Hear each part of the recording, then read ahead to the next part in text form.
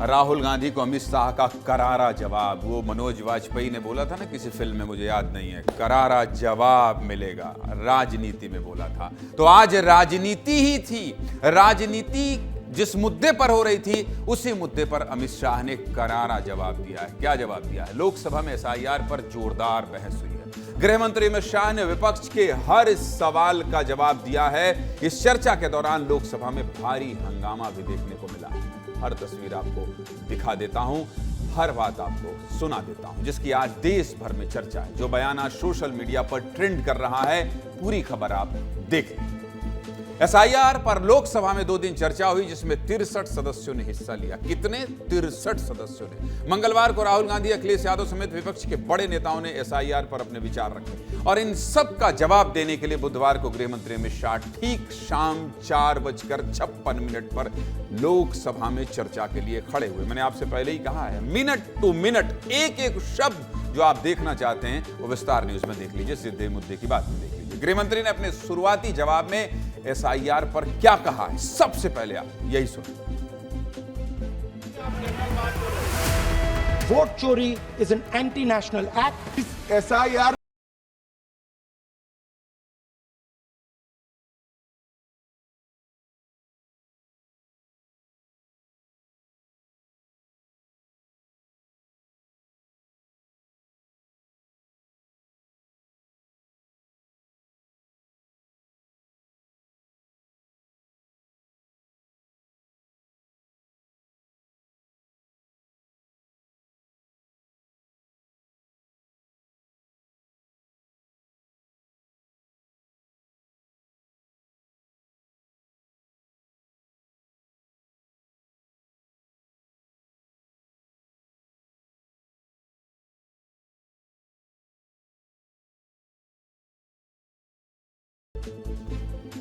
चर्चा थोड़ी और आगे बढ़ी। बात राहुल गांधी के 3 प्रेस कॉन्फ्रेंस तक पहुंच गई। गृह मंत्री ने प्रेस कॉन्फ्रेंस का जिक्र करके राहुल गांधी पर निशाना साधा है। इसके बाद संसद में विपक्ष का जोरदार हंगामा शुरू हो गया। घड़ी में 5:22 का समय हो रहा था और संसद का माहौल और ज्यादा गर्म होता जा रहा था। अमित शाह का जवाब देने के लिए राहुल गांधी खड़े हो गए और कई सवाल पूछे और इस सवाल में बाकायदे गृह मंत्री का नाम लिया। अमित शाह जी, ये बता दीजिए। फिर क्या, गृह मंत्री अमित शाह ने अपने ही अंदाज में राहुल गांधी को जवाब दे दिया, जो जवाब अब सोशल मीडिया पर ट्रेंडिंग में है। ये भी आपको दिखा देता हूं। ये रिपोर्ट देखिए और समझिए संसद में अमित शाह और राहुल गांधी के बीच कैसे बहस हुई। देखिए। 3 प्रेस कॉन्फ्रेंस में, एक सादा प्रेस कॉन्फ्रेंस, एक एटम बम वाला प्रेस कॉन्फ्रेंस, एक परमाणु बम वाला, ये तीनों में क्या हुआ, इसके सारे जवाब मिले। Amit Shah ji, I challenge you to have a debate on the 3 press conferences. Uttar Pradesh में और हरियाणा में दोनों चुनाव में वोट कैसे दे रहे हैं, ये भी जवाब दे दीजिए। विपक्ष के नेता महोदय कहते हैं कि पहले मेरी बात का आप जवाब दीजिए, मैं सुनना चाहता हूं। आपकी मुंसफी से संसद नहीं चलेगी। मेरे आप बोलने का क्रम मैं तय करूंगा, इस तरह से नहीं चलेगी संसद। क्या गलत बोला उन्होंने? उन्होंने यही बोला, आपने जो बात उठाई है मुझे कब बोलना है मैं तय करूंगा, यही बोला ना।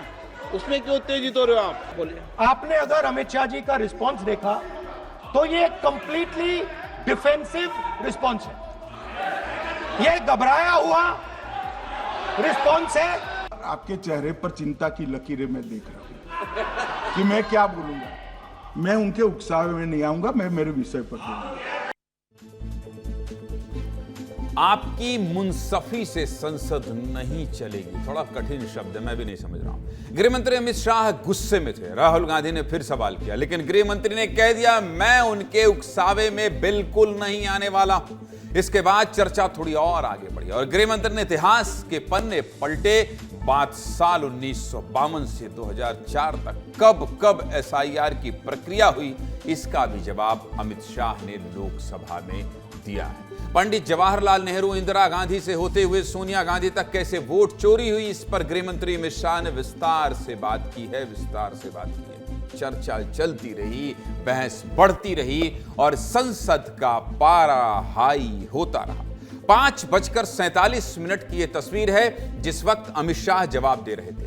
लोकसभा में नेता विपक्ष राहुल गांधी और कांग्रेस सांसद प्रियंका गांधी भी मौजूद थी और गृह मंत्री नेहरू गांधी परिवार पर एक एक कर हमला बोल रहे थे, अपने अंदाज पर बोल रहे थे। मुद्दा इतना गर्मा गया कि कांग्रेस के सांसदों ने लोकसभा से वॉकआउट कर लिया, मतलब बाहर चले गए। मतलब कांग्रेस के सांसद चर्चा को बीच में ही छोड़कर लोकसभा से बाहर चले गए। इसके बाद क्या हुआ? इसके बाद बीजेपी के सभी सांसद खड़े हुए और डर गए कहने लगे। देखिए शाम 6:15 पर संसद का माहौल कैसा था, दिखाइए भाई।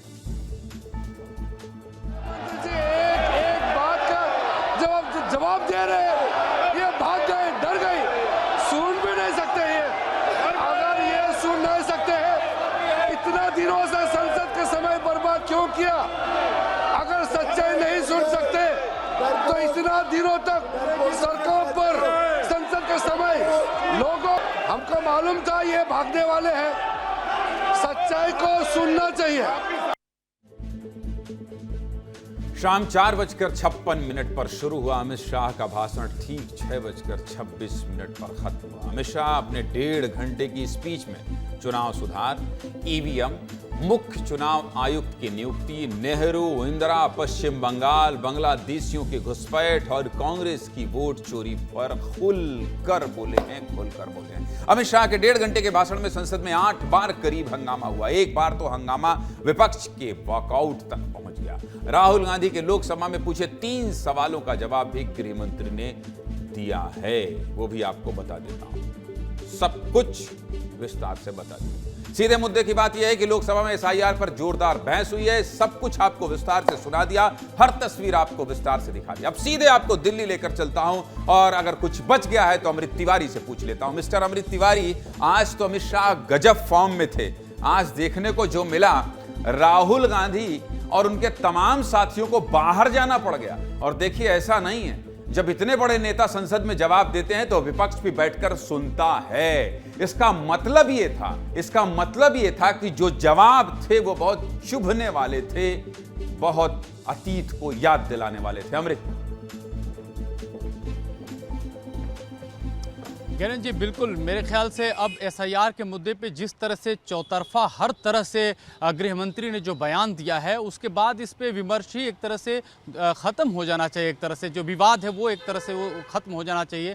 गृह मंत्री ने 2-3 बुनियादी बातें रखी थी जिसका जिक्र बड़ा ज़रूरी है। जैसा कि आपने देखा होगा, सदन में हर बार पंडित नेहरू या गांधी परिवार को लाया जाता है तो बड़ी घिसी पिटी रेटोरिक सी बात लगती है, लेकिन जब गृह मंत्री बोल रहे थे वो सुनने का मन कर रहा था, समझने का मन कर रहा था, क्योंकि वो रेफरेंस जो है बहुत ही सही ढंग से सही जगह पे वो दे रहे थे। जैसे राजनारायण बराम इंदिरा गांधी की चर्चा कर रहे थे, किस तरह से चुनाव आयोग को प्रभावित किया, नवीन चावला की नियुक्ति, उनके ऊपर आपत्तियां, उनका उन्होंने जिक्र किया, ये फैक्ट बाय फैक्ट बता रहे थे। साथ ही साथ उन्होंने एक रेफरेंस दिया केस का जिसमें सोनिया गांधी के ऊपर यह आरोप लगा है कि वो नागरिकता भारत की न लिए बगैर वो उनका वोटर आईडी कार्ड बना, चूंकि मामला जो है वो अदालत के समक्ष नोटिस भेजा गया है। इस बात को भी लेकर थोड़ी देर हंगामा हुआ था सदन में, लेकिन साथ ही साथ उन्होंने यह भी कहा कि अगर चुनाव आयोग आपको बुलाता है कि इसमें क्या सुधार होना चाहिए तो विपक्ष जाता क्यों नहीं, खासतौर पर कांग्रेस जाती क्यों नहीं है। आप न चुनाव आयोग के पास जाते हैं, ना ही सुप्रीम कोर्ट या अदालत के किसी भी कुनबे के पास आप जाते हैं।